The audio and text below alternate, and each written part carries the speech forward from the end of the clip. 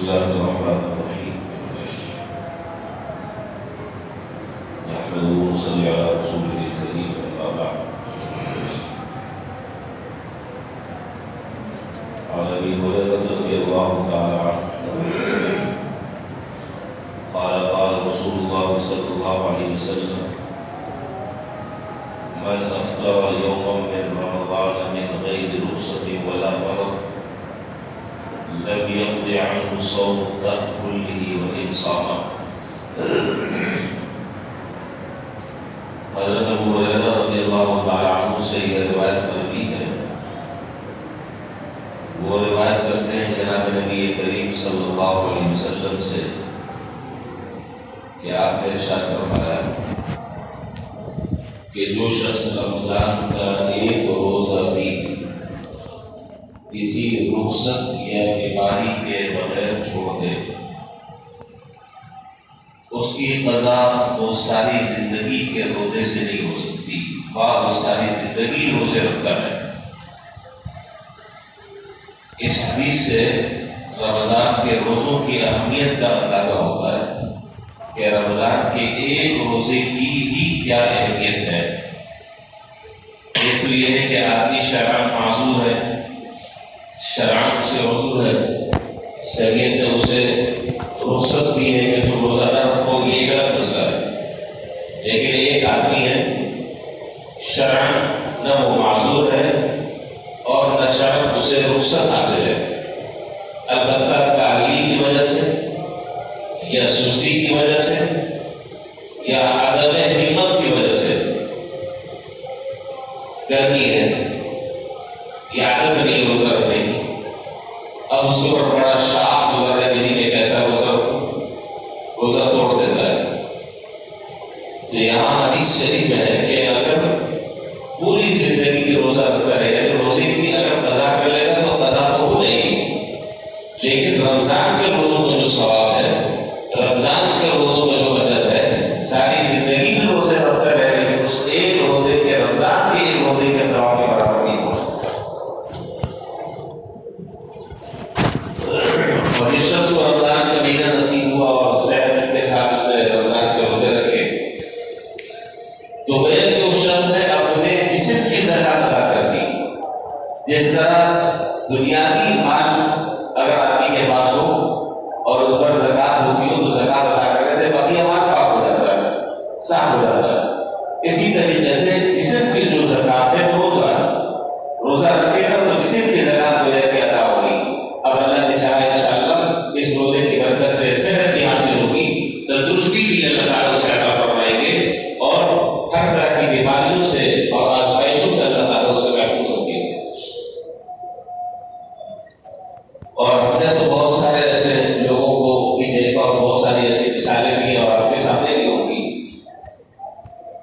کہ کئی ایسے لوگ کہ جن کو شریعت نے معذور قرار دے دیا کہ بھائی آپ روزہ نہ رکھیں، روزہ رکھیں گے تو بیماری بڑھ جائے گی، اور انہوں نے اس رخصت پر عمل کرنے کے بجائے عزیمت پر عمل کیا. عزیمت یہ ایک روزہ رکھا ہے، رخصت یہ ہے کہ شریر کی اس رخصت سے فائدہ اٹھایا جائے، تو انہوں نے اس رخصت کو چھوڑا اور عزیمت پر عمل کیا. چنانچہ روزے کی برکت سے اللہ تعالیٰ نے ان کے ان تمام اعضاء و بیماری کو ختم کر دیا.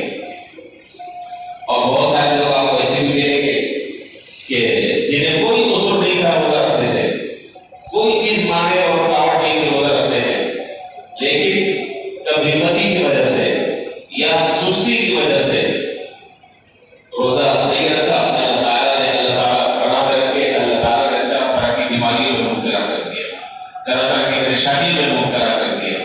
تو اس لیے روزہ رکھنے میں ہی سلامتی بھی ہے، عافیت بھی ہے، اور روزہ رکھنے میں اللہ کی رضا بھی شامل ہے. اور رمضان کے روزوں کی تو عجیب بات ہے، اتنے فضائل، اتنی روایتیں آپ رمضان کے شروع سے سنتے ہوئے آ رہے ہیں، یہ سارے کے سارے فضائل رمضان کے روز سے متعلق ہیں.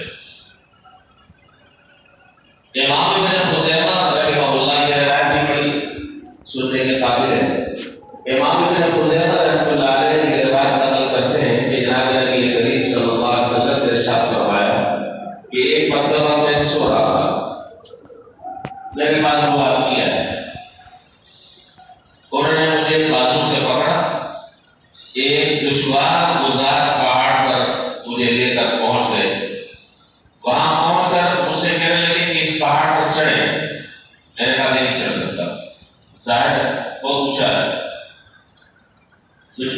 کی طاقت نہیں ہے. وہ کہنے لگے کہ ہم آپ کے لیے سہولت پیدا کر دیتے ہیں. چنانچہ میں اس پہاڑ پر چڑھنے لگا. سہولت پیدا کرنے کا معنی یہ کہ اگر آپ کہیں گرنے لگے تو پیچھے سے سہارا دے دیں, آپ کی مدد کر دیں. کہنے کہ میں آہستہ آہستہ آہستہ آہستہ پہاڑ پر چڑھنے لگا. جب میں پہاڑ کے درمیان میں جب میں پہنچا تو شدید قسم کی آوازیں آ رہی تھی. میں نے اپنے ساتھی سے پوچھا کہ یہ آوازیں کس طرح کی ہیں, اور انہوں نے کہا کہ یہ اہل جہنم کا شور شرابہ ہے. اللہ تعالیٰ پناہ میں رکھے, اللہ تعالیٰ ہر مسلمان کو محفوظ رکھے. یہ اہل جہنم کا شور ہوگا ہے, یہ ان کا شور شرابہ ہے. پھر وہ مجھے آگے لے کر چلے. اچانک میں کچھ لوگوں کے پاس میں پہنچا جو ایڑیوں کے بل لٹکے ہوئے تھے, ایڑیوں کے بل لٹکے ہوئے تھے اور ان کے جبڑے چھلے ہوئے تھے جس سے خون بہ رہا تھا. میں نے پوچھا کہ یہ کون لوگ ہیں؟ تو میرے ساتھ جو فرشتے تھے انہوں نے بتایا کہ یہ وہ لوگ ہیں کہ جو روزہ کا وقت پورا ہونے سے پہلے افطاری کر لیتے ہیں. یہ عذاب ان کا ہے, اور جو روزہ رکھ سکتا ہے اور نہ رکھے. اب آپ اس کی سنگینی کا اور ان کو دیے جانے والے عذاب کا آپ اندازہ اس بات سے لگائیں کہ یہ عذاب ان کو ہے کہ جو وقت سے پہلے افطار کر لیتے ہیں. اس لیے ہمیں اس معاملے میں احتیاط رکھنی چاہیے. وقت پورا ہو جائے. یہاں میں ایک بات اور بھی بتا دوں, دیکھیں اذان جو ہے یہ روزہ کھولنے کے لیے شرط نہیں ہے. روزہ کھولنے کے لیے اذان شرط نہیں ہے. اذان روزہ کھولنے کے لیے وقت کا داخل ہونا شرط ہے. فرض کریں اب یہاں پر الحمدللہ ہم جس جگہ پر رہتے ہیں ہر جگہ سے اذانیں آ رہی ہوتی, لیکن بالفرض کوئی آدمی ایسی جگہ پر رہ رہا ہے کہ عین وقت پر اسپیکر خراب ہو گیا, پھر کیا کریں گے؟ افطار نہیں کریں گے, ظاہر افطار ہوگا. تو یہ اذان تو ایک علامت ہے اس بات کی کہ وہ وقت پورا ہو چکا ہے, لیکن اصل جو چیز ہے وہ ہے وقت کا پورا ہو جانا.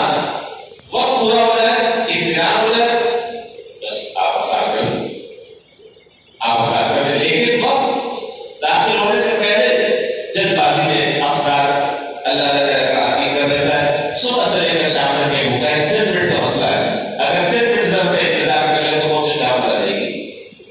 تو یہ عذاب خطرناک ترین عذاب ہے. بہرحال تو وہی خلاصہ یہ ہے, اور ہم نہیں سمجھتے کہ کوئی مسلمان ایسا ہوگا, کوئی مسلمان ایسا ہوگا کہ جو روزہ رکھ سکتا ہو اور نہ رکھے. کسی مسلمان کے بارے میں توقع نہیں رکھی جا سکتی. تو اللہ تعالیٰ نے صحت کے ساتھ اور عافیت کے ساتھ, آسانی کے ساتھ, سہولت کے ساتھ, خوشبینی کے ساتھ اللہ تعالیٰ نے صحیح طریقے سے مکمل روزے کرنے کی توفیق عطا فرمائے. اور صرف روزہ جو ہے وہ صبح سے لے کر شام تک کے بھوکے پیاسے رہنے کا نام نہیں ہے. صبح سے لے کر شام تک کے بھوکے پیاسے رہنے کا نام نہیں ہے. روزہ تو کسی اور چیز کا نام ہے. انشاءاللہ زندگی کل پھر نئی بات اس کو ہوگا. اللہ